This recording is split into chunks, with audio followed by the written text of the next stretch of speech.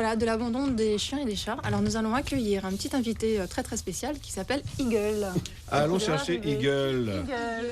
Mais c'est quoi Eagle? C'est un aigle Eagle, en ça français. veut dire petit aigle, mais en fait c'est autre chose. Allez voir tout de suite. Ah, un toutou. Voilà. Oh, il casse son Charles White. Hein. Oh, papa. Delphine, c'est sa gentille maîtresse. Il est blisse pour elle, mais... Voilà, il va avoir un petit peu peur. Alors ce petit chien, Eagle, en fait, mais sur le plateau, il sautait.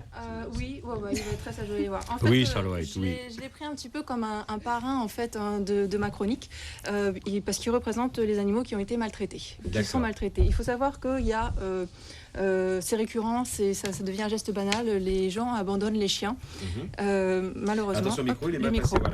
Voilà, Je le remets. Voilà. Mieux qu'on m'entende moi que Il touche pas Eagle. Non, ça va aller.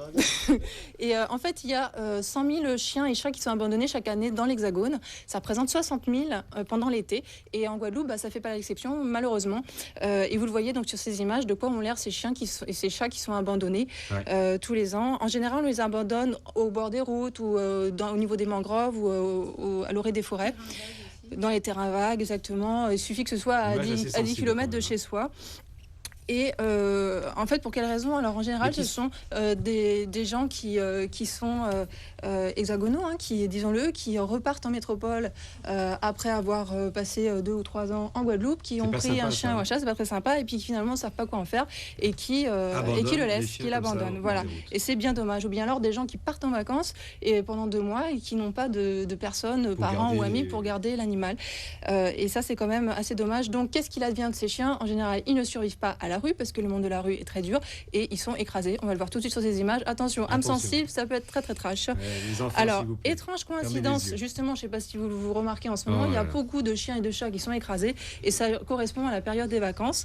Il faut savoir que ces chiens et ces chats, ils sont habitués à leur confort, ils sont habitués aux petits repas, aux caresses et puis ils ne sont pas prêts du tout à affronter la rue et affronter les chiens errants. Parce que ce sont des animaux domestiques, ils ne sont pas du tout configurés pour ça. C'est pas leur vie, ils ne sont pas habitués à ne pas manger, donc aux autres chiens, aux gens qui sont mal intentionnés et puis surtout aux voitures, donc on vient de le voir. Alors, si vous les abandonnez, ces chiens et ces chats, il faut savoir, vous les vouez directement à la mort. Désolé de le dire comme ça, mais c'est effectivement ce qui se passe. Alors, il y a quand même des maisons d'accueil, je ne sais pas comment... Qu'est-ce qui se passe? Je crois que Charlie va prendre Eagle. Allez, Eagle. Au revoir, Eagle. Qui a besoin de marcher un petit peu. Et alors en fait... Tu fais pipi, Eagle, sur le monsieur. Non, il va pas faire pipi. Fais pipi sur le monsieur Eagle. Donc, ce qu'il faut savoir aussi, c'est que quand ces chiens sont récupérés dans la nature par la fourrière, seulement 1 sur 10 survit. 9 sur 10 risquent d'être euthanasiés. Non, Charles, non. Non. Il existe des maisons d'accueil qui peuvent récupérer ces chiens et ces chats. On va le voir donc là en synthé, qui en fait vont nourrir ces chiens, qui vont les retaper, les mettre en forme. Et on va tout de suite écouter justement l'interview de Laurence Landel. La stérilisation, elle permet de lutter contre les abandons. Parce que ce qui se passe le plus souvent, les gens ont des chiennes, des chattes, qui font des petits, déportés. Et comme après, ils ne savent plus quoi en faire parce qu'ils ne peuvent pas les donner. Il y a trop d'animaux en Guadeloupe en ce moment. Donc ils les prennent et ils vont les mettre dehors parce que déjà, il n'y a pas de refuge.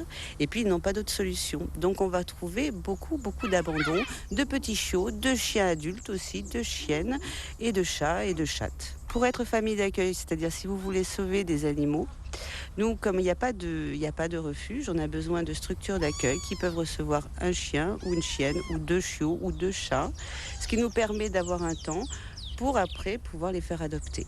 Voilà, simplement. Et ce qu'il faut, c'est aimer les animaux. Il faut savoir que tous les frais vétérinaires sont pris en charge par la SPA Marie-Galante Guadeloupe.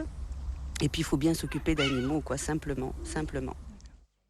Alors, Nathan, après l'interview qu'on vient d'avoir de Laurence Landel de la SPA de Marie-Galante, quelles sont les sanctions justement pour ceux et celles qui s'amusent, avec les guillemets bien sûr, à laisser comme ça les animaux en divagation? L'article 521.1 précisément du Code pénal sanctionne de 30 000 € d'amende et de 2 ans d'emprisonnement les gens qui sont pris en flagrant délit.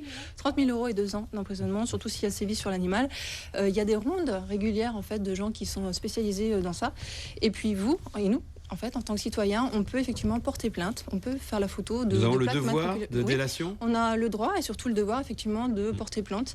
On peut le faire au niveau des gendarmeries et police nationale, puis on peut le faire au niveau des associations dont vous avez eu tout à l'heure, donc les numéros de téléphone. Il y a la SPA nationale Marie-Galante Guadeloupe, il y a la SPAG, et puis il y a Avec la des numéros de téléphone qui GPAG. s'affichent à l'écran. Voilà, exactement. Voilà. Eh bien, Voilà, et puis bien entendu, si vous voulez devenir famille d'accueil également, il n'y a pas de souci, vous pouvez appeler ces associations-là qui vous orienteront sans problème, avec grand plaisir. Très bien, merci beaucoup Nathana. On se retrouve demain, Nathana, n'est-ce pas, pour une dernière chronique avant la fin de cette saison.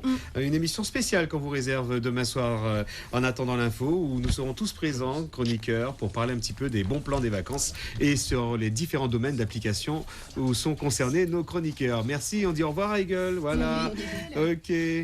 En attendant l'info, il est 18h40, il est temps pour nous de retrouver les titres du journal.